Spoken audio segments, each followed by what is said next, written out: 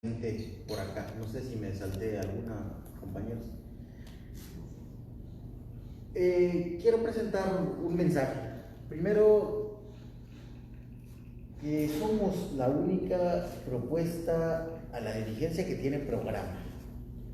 Eso es muy importante. Tenemos un programa que está colgado en mi página, ingibran.mx, que ya los compañeros harán favor de enviárselos a su WhatsApp.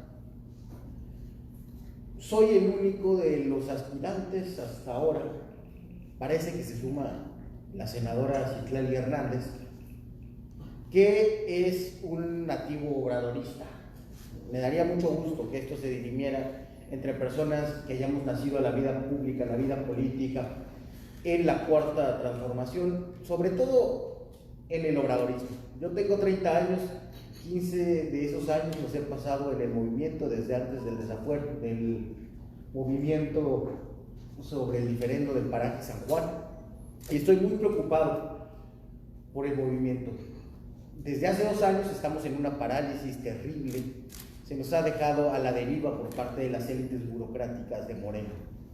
Por una parte, la presidencia que llevó la compañera Jacob Polensky, y por otra parte, un bloque de otros burócratas y consejeros que encabezó la compañera Berta Luján han mantenido al partido en una parálisis, en una serie de malas prácticas. Por ejemplo, en una elección interna se movilizaron recursos y personal del gobierno federal, como fue señalado en su momento, y como lo que motivó la intervención del presidente de la República para decir que no tenía que meterse nadie.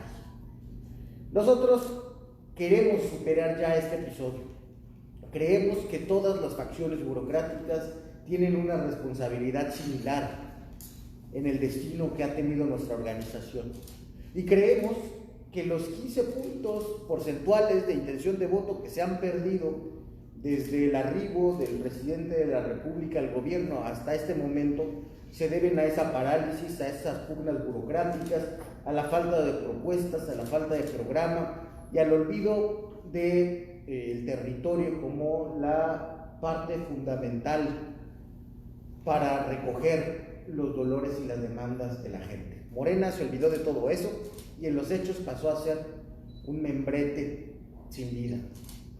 Solo unos pocos ejemplos en el país han mantenido la esperanza en el partido, pero así como hay buenos ejemplos de gestiones municipales, yo siempre presumo la del compañero Cebadúa en Berriozábal como un ejemplo, hay otros malos ejemplos a lo largo del país. Tenemos buenos compañeros muy valiosos cuyas experiencias no son llevadas a la manera del partido de hacer municipalismo. No existe un programa municipal en Morena. Existen algunos buenos alcaldes. No existe un programa para la política estatal en Morena. Gobiernan muy distinto Jaime Bonilla de Cuitláhuac García. Tienen muy poco que ver Cuitláhuac con Barbosa, aunque sean vecinos. Y tenemos que tener esos programas, porque finalmente la decepción acaba sembrándose en los gobiernos de nivel local, municipal y en la actuación de regidores y diputados locales.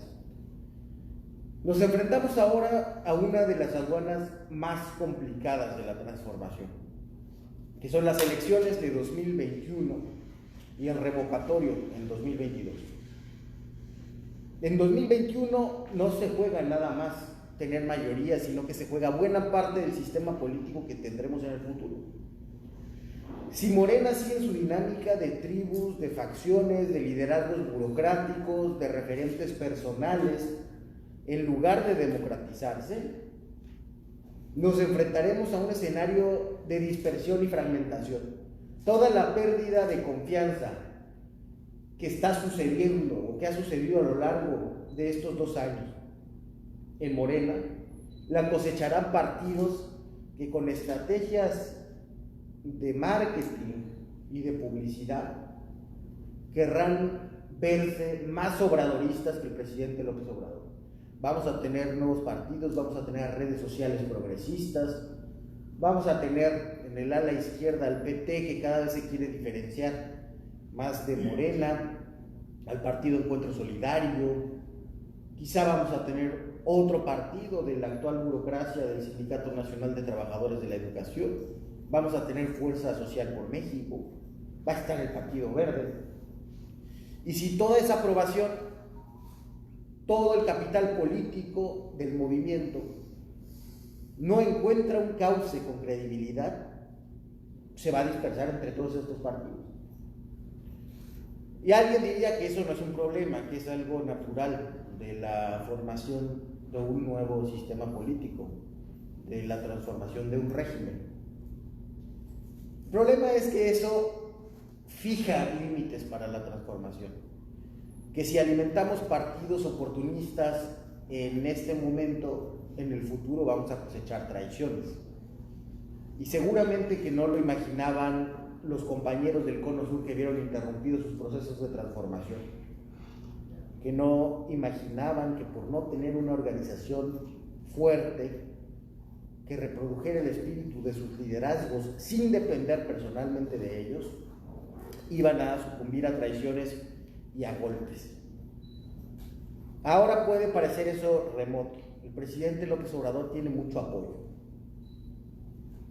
pero si no institucionalizamos ese liderazgo y ese apoyo, puede ser que la ambición de la Cuarta Transformación se quede en un lance sexenal. Nos quedan 4 años casi exactos de gobierno del presidente López Obrador. Hemos pasado el tercio. El próximo presidente no va a asumir en diciembre, va a asumir en octubre, si no me equivoco. Ha pasado ya el tiempo en el que dijo López Obrador que se iba a consolidar la Cuarta Transformación y se iba a hacer irreversible. Una parte fundamental, o la parte fundamental para que sea irreversible, es un partido político sólido, que hoy no existe. Yo quiero dirigir ese esfuerzo, porque hay mucha fuerza social dispersa a lo largo del país que cree en ese proyecto, que cree que debería encabezarlo alguien proveniente del movimiento de toda su trayectoria. Y quiero hacerlo, quiero encabezar ese proceso porque tengo propuestas y tengo programa. Solamente voy a mencionar, a glosar algunas, las que me parecen más urgentes. La primera es tener un método confiable de selección de candidatos, que se basaría en 2 cosas. Una, en la evaluación de los actuales gobernantes que se quieren reelegir. Si no cumplieron su programa, sus promesas de campaña, no pueden aspirar a la reelección. Si no cumplieron con los principios de no mentir, no robar y no traicionar, no pueden aspirar a la reelección. Si no cumplieron con los principios de austeridad republicana y son de esos presidentes municipales que se sueñan gobernadorcitos y quieren comprar casi que avión privado, no pueden aspirar a la reelección. Y por otra parte, un departamento de encuestas muy sólido, con gran rigor científico, que permita evaluar a los que quieren ser candidatos. Tenemos el método de encuesta para seleccionar candidatos, pero no hemos tenido la capacidad, no la tuvimos en 2018, de levantar encuestas en cada uno de los distritos electorales. Muchas encuestas terminaron siendo en realidad acuerdos políticos. Y eso pudo haber dejado a mucha gente enojada y generar rupturas, pero teníamos todos el objetivo de que López Obrador ganara, y al final hubo una cierta disciplina porque sabíamos o pensábamos que íbamos a llegar al gobierno, y ese objetivo nublaba el enojo de los que perdían. En esta ocasión no estaremos en esa situación, entonces tenemos que tener un método muy creíble, un departamento de encuestas muy eficaz. Tenemos que crear un observatorio de gobiernos locales y de gobiernos estatales. El partido, la dirigencia, tiene que saber qué están haciendo sus presidentes municipales, sus gobernadores, sus regidores, sus diputados locales. Cuando hay compañeros que tienen buena voluntad, que quieren hacer bien las cosas, pero que no tienen herramientas para llevar a cabo su labor, el partido debería ayudarnos. Y a veces están ahí, sueltos, en cualquier municipio pequeño o mediano, a lo largo de todo el territorio.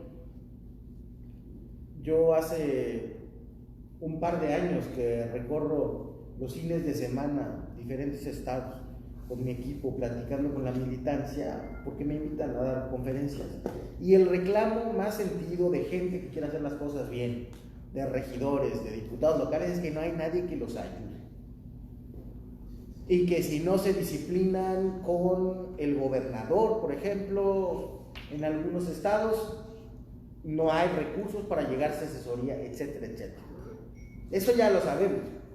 Lo que no podemos admitir es que el partido se quede con los brazos cruzados ante él. Y por otra parte, quienes lo estén haciendo mal deberán ser expulsados del partido. Quienes sean corruptos o haya indicios de corrupción deberán ser denunciados por el propio partido ante la fiscalía. A mí me gustaría hacer eso, ir personalmente a denunciar a nuestros alcaldes señalados con elementos por corrupción, porque si Morena quiere decir algo, si Morena alcanza un significado, por lo menos ese significado tiene que ser política decente. Nuestro partido debe retomar la capacitación, la formación política de los cuadros, pero debe reenfocarla.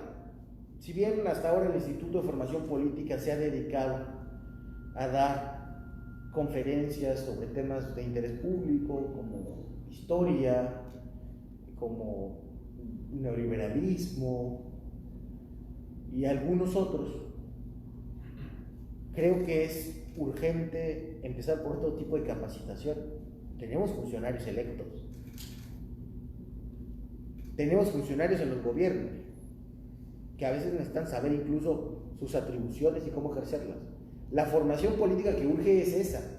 No dejemos de dar los otros cursos, pero la formación política que urge es esa. Y en segundo lugar, deben ajustarse las agendas de formación política a lo que necesite y solicite la gente. Yo he encontrado con algunos compañeros quejas de núcleos rurales de organización política que piden capacitaciones o cursos y que quieren politizar su entorno y que quieren politizar sus problemas, y a los que les han mandado cursos sobre psicoanálisis, porque es lo que había disponible en el Instituto de Formación. Bueno, eso hay que cambiarlo, no hay que tener un catálogo de cursos que hay que mandar a todos lados, sino que hay que generar la capacitación que la gente pida en el territorio. Una siguiente propuesta es que Morena retome sus vínculos con la sociedad. Estos 2 años han sido de ensimismamiento. No podemos seguir así. Se ha hablado de consejos, de congresos, de estatutos, de quórums, de puras reglas. Se ha hablado poco del país y se ha hablado poco del pueblo. La forma que propongo para retomar esto es establecer una coordinación nacional de diálogo permanente con movimientos sociales y sindicatos. Morena tiene que volver a anclarse a los dolores de la gente y a tener el pulso de los territorios con quienes ya luchan por algunas causas y no han dejado de hacerlo en este tiempo. Y finalmente, entre las propuestas urgentes hay bastante otras que pueden consultarse en la página que les digo. Morena debe reconocer que vivimos tiempos inéditos en la lucha de las mujeres por el ejercicio igualitario de sus derechos. No podemos eludir esto y tenemos que generar un combate frontal al machismo y a las violencias en todas sus formas en el partido, además de generar un espacio para que las mujeres se organicen y den su lucha. No se trata de que el partido sustituya, lidere, sea la vanguardia del movimiento de mujeres, sino de que abra espacio para que las mujeres que ya de por sí están organizadas en colectivos a lo largo de todo el país politicen sus dolores y sus agravios, generen una agenda que el partido asuma. Quedo ahora sí dispuesto y atento a todas sus preguntas. Muchas gracias. Nada más pedirles por favor que mencionen su nombre, el medio y la pregunta para que sepa el doctor cómo se Eden Gómez de Suceso Chiapas. Me llama mucho la atención que habla de puntos orales. Primero la confianza, la claridad, la transparencia, el no caer en malas prácticas como se había venido realizando en algunos otros, con algunos otros partidos políticos.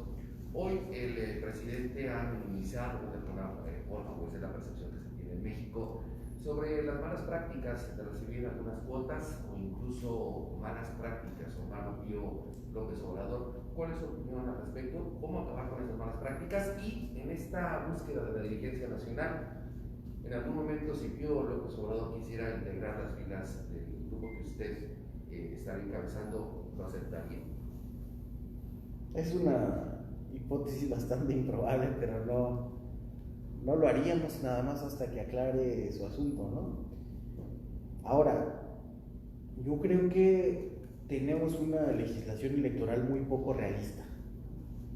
En todos lugares del mundo, los privados aportan dinero a las campañas. El problema es que en México hicimos un diseño institucional electoral del mundo ideal.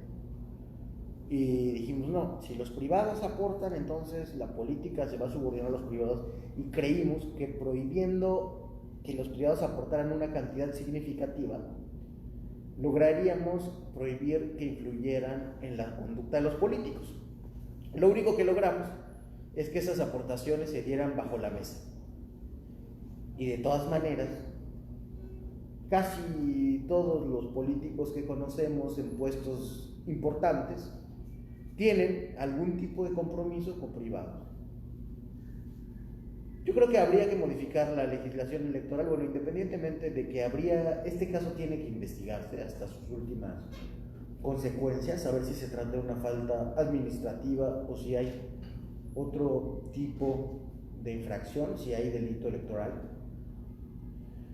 Pero creo que tenemos que ajustar nuestra política de aportaciones privadas. En Estados Unidos es hasta un mérito. En la televisión agarra el teléfono el candidato y se pone a pedir lana. Y cuando hay un empresario que dice yo creo en tu proyecto, o cuando hay cualquier privado que le quiere poner dinero sobre la mesa, se lo pone y parece que la cantidad que va recaudando es equivalente al apoyo social que va generando, lo cual no digo que sea el ideal.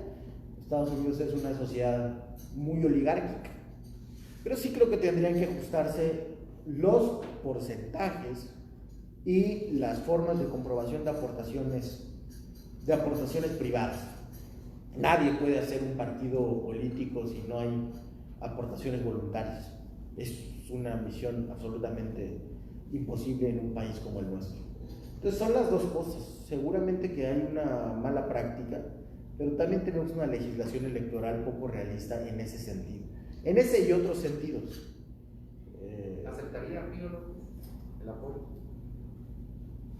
Si yo aceptaría a Pío López apoyando mi candidatura, no, hasta que se aclare su asunto, vaya a declarar y se vea si hay una infracción o hay un ilícito. Desde luego que en ese caso aceptaremos el apoyo de cualquier persona de buena voluntad, el apoyo político, no monetario. Pero por ahora no, muchas gracias, aclaro lo que hay que aclarar, ya después vemos. Es, digo, una hipótesis bastante improbable. Marco, por favor, compañero, y el señor Manuján. Buenos días, Marco Antonio Alvarado, del diario de Chiapas. Concatenando la pregunta que sea mi compañero, ¿no crees entonces que sería Obrador el que debería poner el ejemplo y decirnos quiénes financiaron su campaña? Ya terminarnos con este cuento de la mafia del poder, saber qué tanto se involucró el gobernador Velasco, por ejemplo, y también preguntarte, hace rato se hace una radiografía muy interesante del movimiento, pero me llama la atención que no mencionas al propio López Obrador como responsable de esta caída. Escuchamos las homilías diarias que hace el presidente, dice unas cosas muy alejadas de la realidad, a veces avienta unas sandeces increíbles, y bueno, ¿no será el responsable también de esta pérdida de confianza? Se votó por un presidente, quienes votaron por él como presidente, no por un pastor. Somos la economía número 15, creo, hasta tengo entendido, no votamos por un pastor, sino por un presidente. ¿No será el propio López Obrador el responsable de este desastre del que hace rato estabas hablando? No, absolutamente no. Yo creo que muchas personas sí votamos por un líder moral, que no es equivalente a un líder religioso. Digo, esas son tus opiniones muy respetables, pero creo que es muy fácil, si vemos los datos, descartar que el presidente López Obrador sea responsable de eso. Primero, se ha negado a inmiscuirse en la vida interna del partido. Muchos le reclaman eso, quisieran que pusiera orden. Pero en lo que tú te refieres es más bien a la gestión del ejercicio de gobierno, a sus pifias, a todos los problemas que haya podido tener comunicativos y de otro tipo.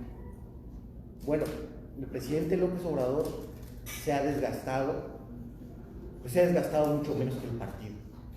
Tiene 65% de aprobación. Si nos vamos a las encuestas donde le va mal, tiene 60%.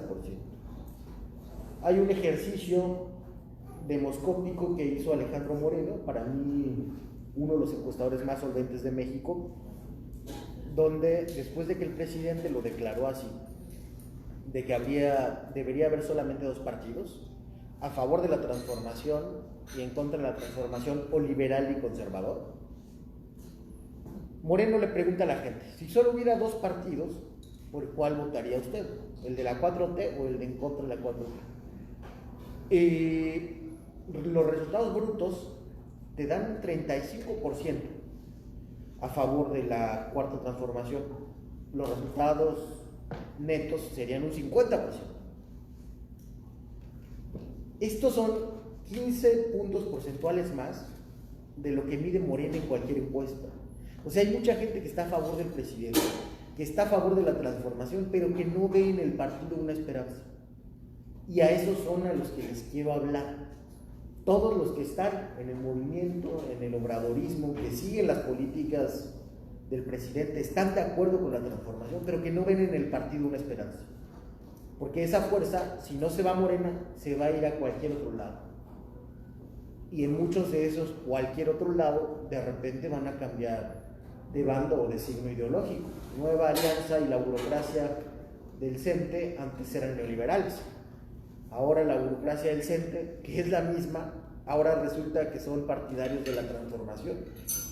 Creo que eso es un problema o un riesgo para el movimiento en su futuro. Oye, Gibran, pero insisto en el tema, ¿no te preocupa a ti que tienes un doctorado, que tienes grados de estudios, que creo que ni el presidente los tiene, escuchar de un hombre que siga hablando con este lenguaje del pasado, que si conservadores, que si liberales? Estamos en el siglo XXI, la tecnología está cambiando todo, lo estamos viendo.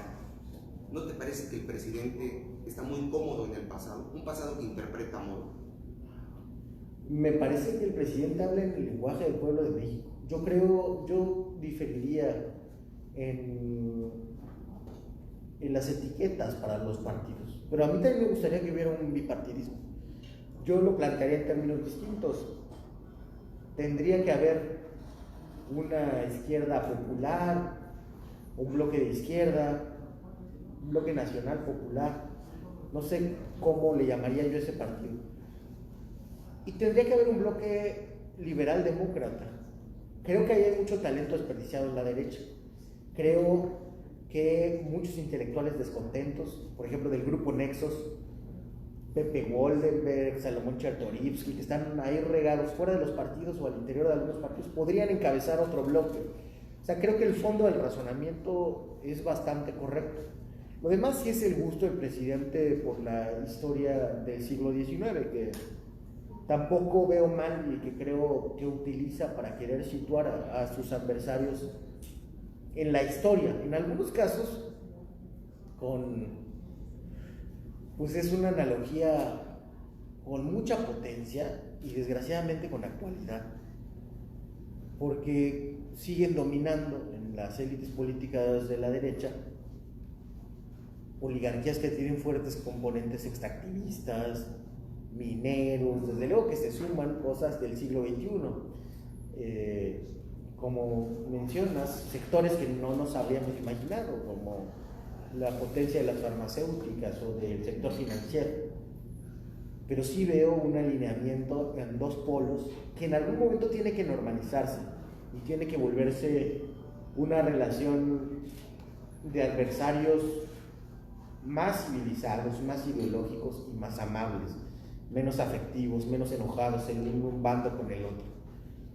Creo que sería un horizonte deseable para la política mexicana y que podríamos avanzar hacia un bipartidismo con alguna reforma política que tiene que estar en la agenda de Morena y que no está. No estamos pensando en eso. Sí, aquí, adelante. Alex Alcázar de Notifaces, como militante de Morena, ¿cuál es su opinión del apoyo de la bancada del partido hacia la bancada del PRI para que ésta se quedara con la presidencia de la República, del Congreso, de la Cámara de Diputados, y su opinión sobre todo el escándalo que el diputado Fernández Noroña ha hecho acerca de este tema? Si no me gustó la posición de la bancada de Morena, pero creo que el error no es de ahora, el error es anterior.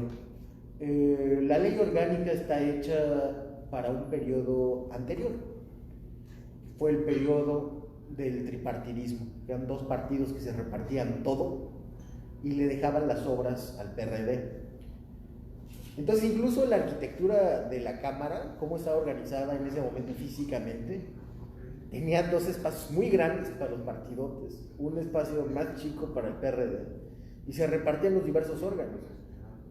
Ya sabía uno que en la Cámara de Senadores le tocaba a uno la Junta de Coordinación Política, a otro la mesa directiva, y como no había que darle al PRD, bueno, pues entonces el Instituto Belisario Domínguez y otro presupuesto por ahí. Es algo muy extraño. En las cámaras legislativas dominan las mayorías en el mundo. Busqué la muestra de algunos países y México es una anomalía. Ni en España, que inventó los modales esos de la transición a la democracia, de la amabilidad entre partidos muy opuestos, hay eso de darle la mesa directiva a la minoría. Pero ya estaba eso en la ley. En una correlación de fuerzas donde Morena y su coalición son una mayoría incontestable, esa ley se tuvo que haber cambiado, y se tuvo que haber cambiado al principio. Y Mario Delgado eligió hacer un acuerdo para seguir en el mismo rollo, como si nada más hubiera cambiado de lugar el partido mayoritario. Entonces el error viene de ahí, viene del principio. Creo que ahora la bancada no podía hacer otra cosa más que votar según esa ley. Y creo que hubo cierta injusticia en el discurso público contra la bancada del PT, pero luego se devolvió también a la bancada de Morena. Son normales las divisiones en los cambios de régimen entre las diferentes alas de una coalición transformadora. En resumen, no me gusta lo que pasó. Creo que Fernández Noroña tiene derecho al motín emocional, pero que tenemos que clausurar este evento, este suceso, y caminar hacia adelante, como él mismo dice hoy en la mañana, buscando la unidad. Solamente veremos a lo largo de este año legislativo si fue un error o no fue un error de parte del presidente de la República recomendar que la mesa directiva fuera para el PRI en este periodo. Yo creo que Mario debería quedarse en la Cámara para asegurar que no sea un error. ¿Se trató entonces de un acuerdo político? Se trató de un acuerdo político que hizo Mario Delgado al principio de la legislatura, sin duda alguna. Gracias. Oiga, realmente el Morena es un partido de izquierda como se autoproclama, porque de pronto vemos que es un partido que parece muy conservador en algunos estados del país como Chiapas, donde Morena no apoya el matrimonio igualitario, donde Morena no está a favor del derecho a decidir de las mujeres, donde Morena toca con mucho cautela el problema del movimiento de las mujeres feministas, donde Morena realmente no asume un papel de contrapeso ante los megaproyectos que en el sistema neoliberal son la punta de lanza. Realmente Morena es dos. ¿Es posible un Morena competitivo disociándolo del presidente? Es decir, si hay un Morena que pueda ser diferente, que pueda ser partido quitándole a Andrés Manuel, realmente. Morena antes de ser un partido de izquierda, es un partido popular. Y perdón si me voy a categorías muy del siglo XX, pero ha construido su agenda de abajo para arriba y aspira a construir su política del mismo modo. Por eso la muy polémica posición del presidente de consultar esos temas cuando no haya un acuerdo, ¿no? Como el matrimonio igualitario, como el derecho de las mujeres a decidir sobre su propio cuerpo. Desde luego que hay que hacerlo más a la izquierda, que hay que sembrar izquierda en Morena. En este momento, Morena carece de identidad a nivel nacional. Decimos que es de izquierda nada más porque el PRD se disolvió y el lugar en el espacio electoral parece que lo ocupó Morena, pero en realidad es otra cosa.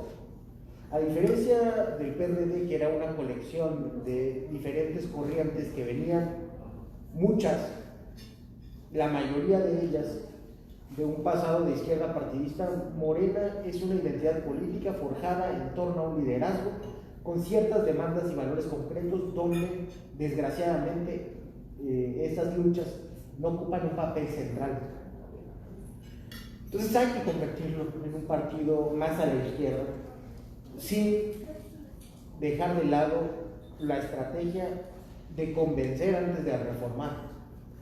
Yo, desde el cargo del que ahora tengo licencia de la Conferencia Interamericana de Seguridad Social, al considerar que el aborto debe estar en la seguridad social de todos los sistemas igualitarios con las mujeres, he hablado con muchos diputados locales a lo largo del país y diputadas, y uno pensaría que nuestras diputadas tendrían que ser la punta de lanza para esa agenda.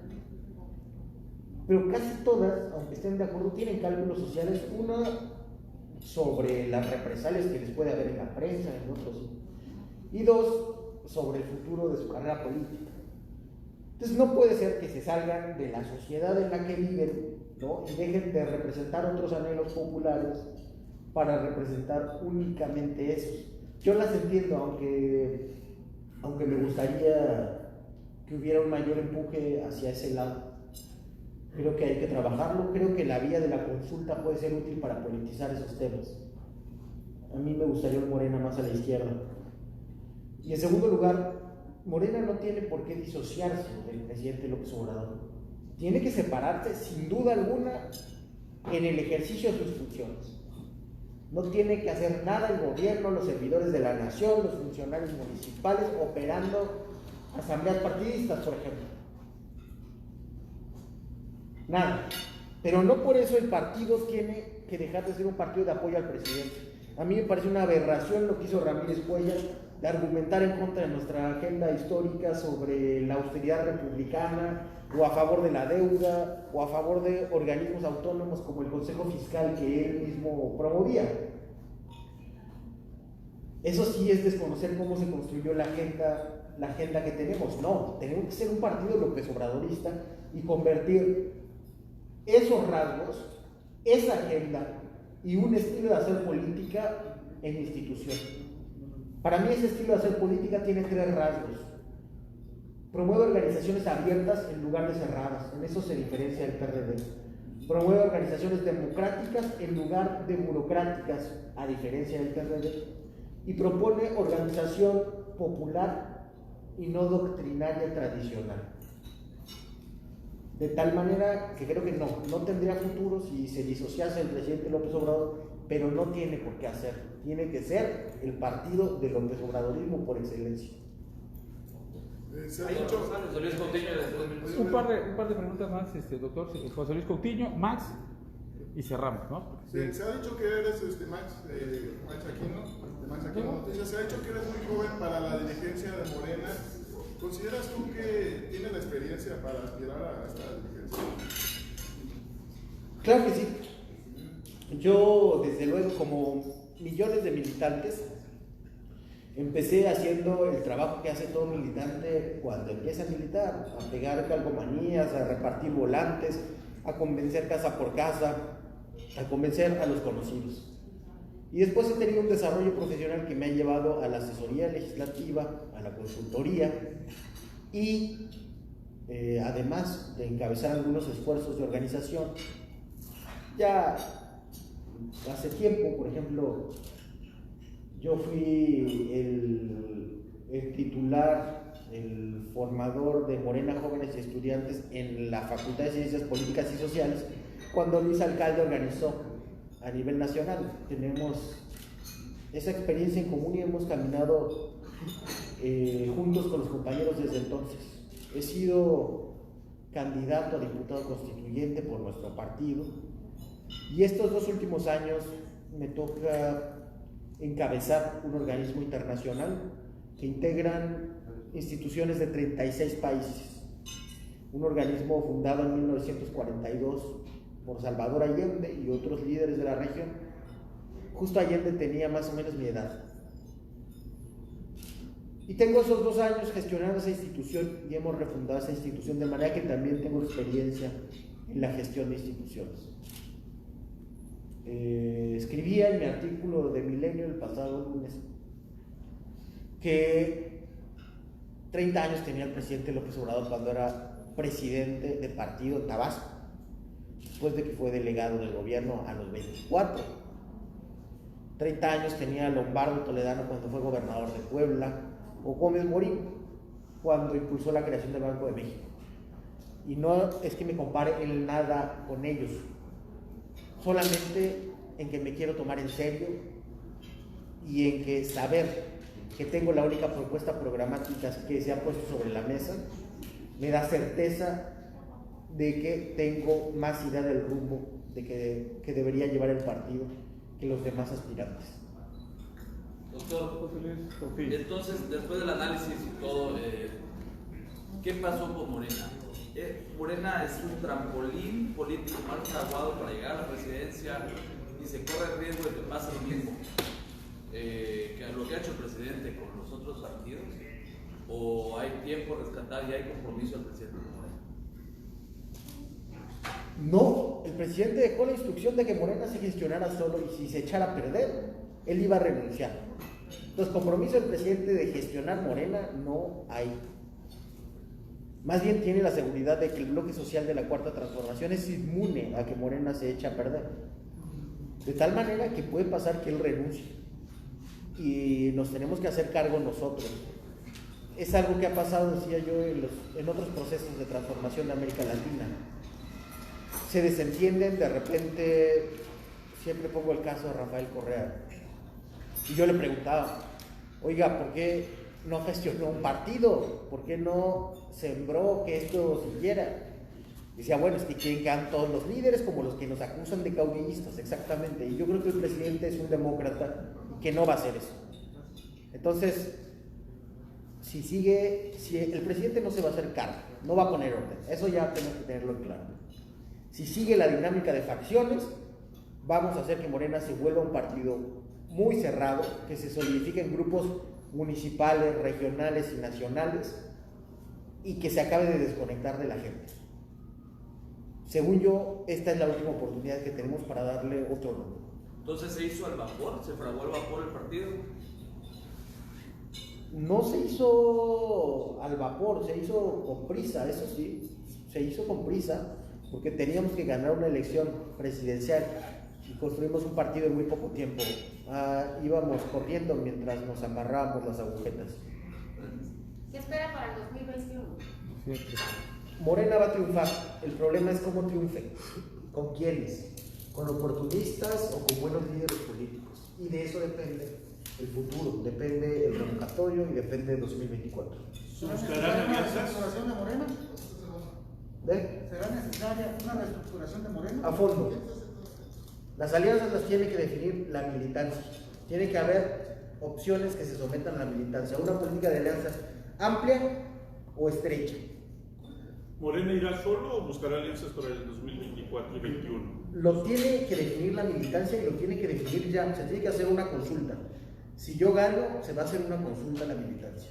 Pero desde tu perspectiva, ¿se buscarán alianzas? ¿Crees que Morena tenga lo suficiente para ganar? Digo, hay Morena muchos tiene lo suficiente para ganar.